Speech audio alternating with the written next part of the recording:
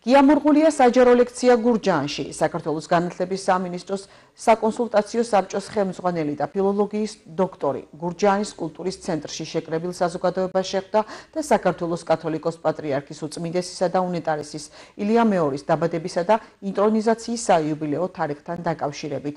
აგრეთვე შოთა რუსთაველის ვეფხის ტყაოსნისა და წმინდა მარიამ ღვთისმშობლის წილხვდომილობის შესახებ ლექცია წაიკითხა.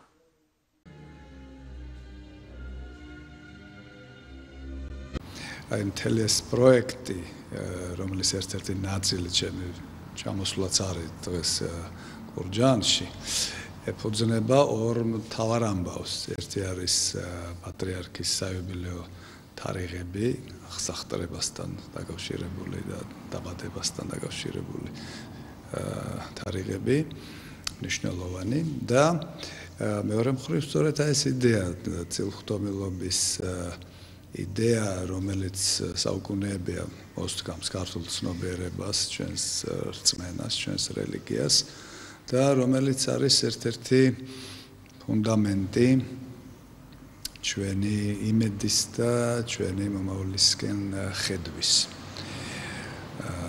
სხვათა შორის საქართველო არ არის რასაკვირველია მხოლოდ ერთი, ან ერთადერთი ვთქვათ, ქვეყანა რომელსაც სამსრო ღვთისმშობლის წილხვდომილია, ასეთი ქვეყანა კიდე რამდენიმე სხვაც არის.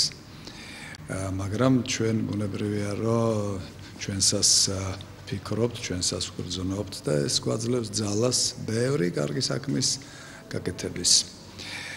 აი დღესაც ახლა ჩემთვის მნიშვნელოვანი ამბავია ის, რომ აქ შეკრებილ აუდიტორიას უნდა ვესაუბრო რუსთველზე და ვეფხის ტყაოსანზე.